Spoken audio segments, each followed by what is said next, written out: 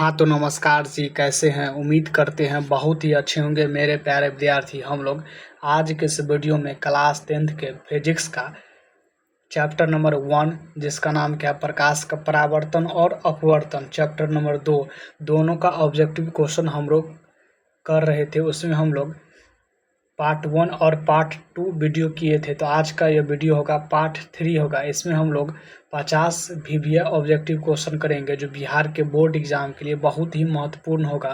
तो चलिए हम लोग इस वीडियो को स्टार्ट करते हैं। आइए क्वेश्चन देखते हैं। क्वेश्चन क्या है, इससे पहले हम लोग 100 तक ऑब्जेक्टिव किए थे। तो चलिए हम लोग इस वीडियो को स्टार्ट करते हैं। आइए पहला क्वेश्चन देखते हैं। पहला नहीं, 100 नंबर का क्वेश्चन होगा। हम लोग 99 नंबर तक क्वेश्चन किए थे। पहला क्वेश्चन क्या है, पहला क्वेश्चन क्या है, पहला क्वेश्चन है किसी शब्दकोश में पाए गए छोटे अक्षरों को पढ़ते समय आप निम्न में से कौन सा लेंस पसंद करेंगे? कौन सा लेंस पसंद करेंगे? कौन सा लेंस पसंद करेंगे? 5 सेंटीमीटर फोकस दूरी का उत्तल लेंस। तो ऑप्शन क्या हो जाएगा? सी हो जाएगा। अगला क्वेश्चन क्या है, अगला क्वेश्चन है फोटोग्राफी कैमरा का अभिदृश्य होता है। अभिदृश्य होता है तो क्या होता है? अभिदृश्य क्या होता है? उत्तल लेंस का। तो ऑप्शन क्या हो जाएगा? सी हो जाएगा। अगला क्वेश्चन क्या है, प्रकाश तरंग का उदाहरण है। प्रकाश तरंग का उदाहरण है तो विद्युत चुंबकीय तरंग। किसका? विद्युत चुंबकीय तरंग का उदाहरण है। तो ऑप्शन बी हो जाएगा। अगला क्वेश्चन क्या है, अगला क्वेश्चन है, अगला क्वेश्चन क्या है, अगला क्वेश्चन है दंत विशेषज्ञ किस लेंस का उपयोग मरीज के दांत का बड़ा प्रतिबिंब देखने के लिए करता है? देखने के लिए करता है तो कौन करता है? अवतल दर्पण। तो ऑप्शन क्या हो जाएगा? बी हो जाएगा। अगला क्वेश्चन क्या है, कौन सा लेंस अपसारी लेंस भी कहलाता है? तो कौन कहलाता है? अवतल लेंस। तो ऑप्शन ए हो जाएगा।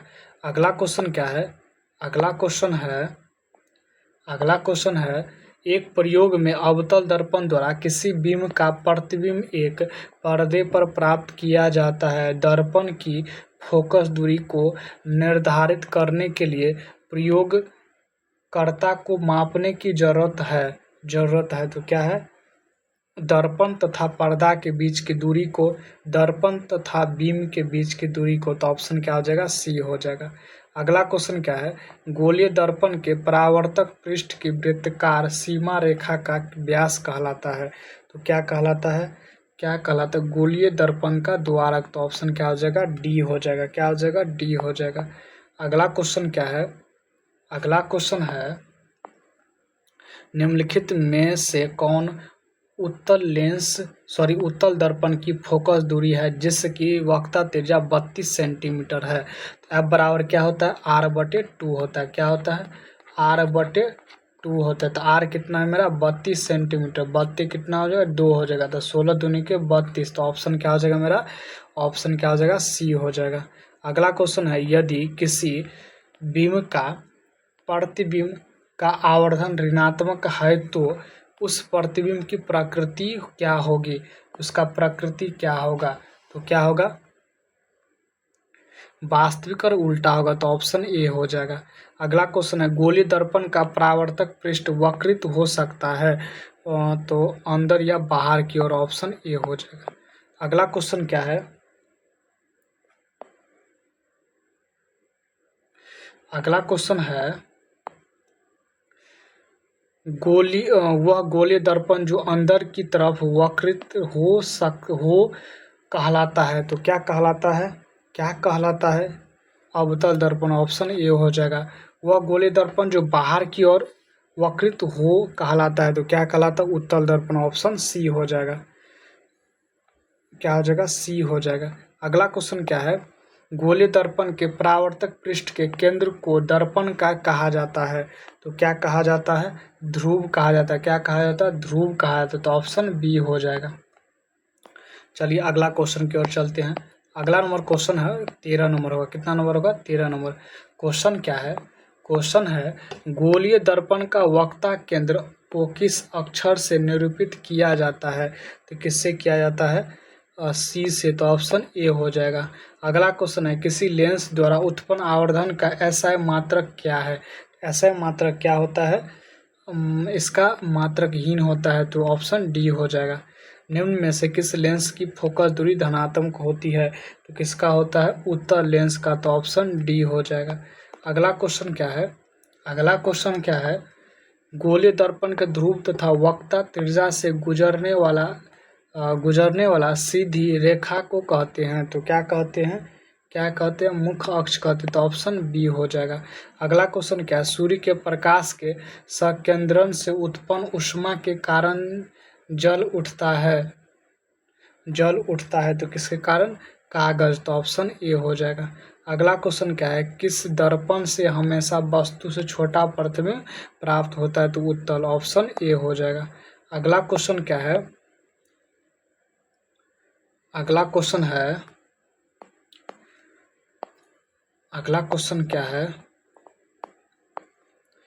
क्वेश्चन है टॉर्च एवं वाहनों के अग्रदीपों में किस दर्पण का उपयोग किया जाता है, यानी प्रयोग किया जाता है? किसका किया जाता है?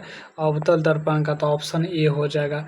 वाहनों के साइड मिरर पीछे देखने के दर्पण में किस दर्पण का उपयोग किया जाता है? किसका किया जाता है? उत्तल दर्पण का। तो ऑप्शन सी हो जाएगा। अगला क्वेश्चन क्या है?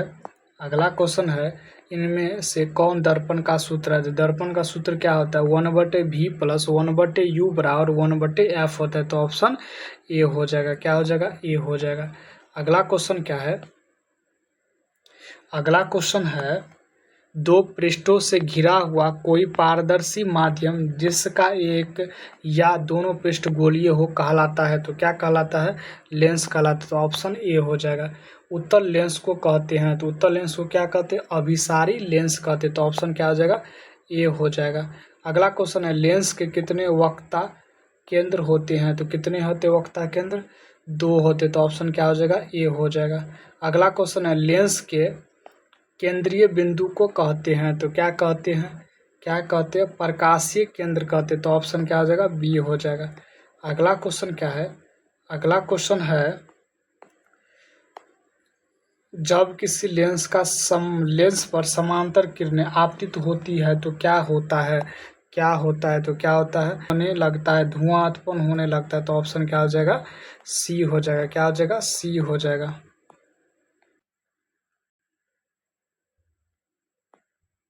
लेंस में कितने फोकस होते हैं? तो लेंस में कितने फोकस होते हैं? तो 2 होता है। कितना होता है? 2 होता है। तो ऑप्शन क्या हो जाएगा मेरा? ए हो जाएगा। अगला क्वेश्चन है, लेंस की क्षमता का ऐसा मात्रक होता है। तो लेंस की क्षमता का ऐसा मात्रक क्या होता है? तो डायोप्टर होता है। क्या होता है? डायोप्टर। तो ऑप्शन ए हो जाएगा। उत्तल लेंस की क्षमता होती है। उत्तल लेंस की क्षमता क्या होता है? धनात्मक होता है। अवतल लेंस की क्षमता होती है। तो अवतल लेंस की क्षमता क्या होता है? ऋणात्मक होता है। तो ऑप्शन ए हो जाएगा। प्रकाश गमन करता है। तो प्रकाश हमेशा सीधी रेखा में गमन करता है। प्रकाश हमेशा क्या करता है? सीधी रेखा में गमन करता है। सीधी रेखा में गमन करता है। तो ऑप्शन क्या हो जाएगा मेरा? ए हो जाएगा।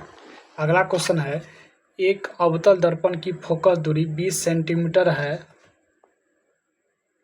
20 सेंटीमीटर है। एक वस्तु दर्पण के ध्रुव से 30 सेंटीमीटर की दूरी पर रखी है। तो प्रतिबिंब कहाँ बनेगा? तो प्रतिबिंब कहाँ बनेगा? तो दर्पण से 60 सेंटीमीटर दूरी पर वस्तु की ओर बनेगा। वस्तु की ओर। ऑप्शन ए हो जाएगा। अगला क्वेश्चन क्या है? अगला क्वेश्चन है, किसी अवतल दर्पण के सामने 30 सेंटीमीटर की दूरी पर स्थित वस्तु का प्रतिबिंब दर्पण के पीछे 40 सेंटीमीटर पर बनता है। तो दर्पण की फोकस दूरी क्या होगी? दर्पण का फोकस दूरी क्या होगा? दर्पण की फोकस दूरी क्या होगा? 120 सेंटीमीटर होगा। ऑप्शन ए बी हो जाएगा। गोलीय दर्पण की वक्ता त्रिज्या 20 सेंटीमीटर, इसकी फोकस दूरी क्या होगा? तो एफ बराबर क्या होता है? r/2 होता है। क्या होता है? r/2 होता है। और वक्ता त्रिज्या कितना दिया है? 20 सेंटीमीटर दिया। बत्ते कितना हो जाएगा? 2 हो जाएगा। काटेंगे तो 10 दूनी के 20 यानी 10 सेंटीमीटर होगा। ऑप्शन ए हो जाएगा। जिस वस्तु से प्रकाश निकलता है उसे कहा जाता है। तो क्या कहा जाता है? प्रकाश स्रोत कहा जाता है। तो ऑप्शन क्या हो जाएगा? ए हो जाएगा। अगला क्वेश्चन क्या है? अगला क्वेश्चन है, अगला क्वेश्चन क्या है, प्रकाश की किरणें के समूह को कहते हैं। तो प्रकाश की किरण के समूह को क्या कहते हैं, तो किरण पुंज कहते हैं। क्या कहते हैं, किरण पुंज कहते हैं। तो ऑप्शन बी हो जाएगा। अगला क्वेश्चन क्या है, प्रकाश की किरणें का पथ दर्शाने वाला चित्र को कहा जाता है। तो क्या कहा जाता है, क्या कहा जाता है, किरण आलेख कहा जाता है। तो ऑप्शन ए हो जाएगा। आवर्धन का ऐसा मात्रक, आवर्धन का मात्रक नहीं होता, तो इनमें से कोई नहीं, ऑप्शन डी हो जाएगा। अगला क्वेश्चन क्या है,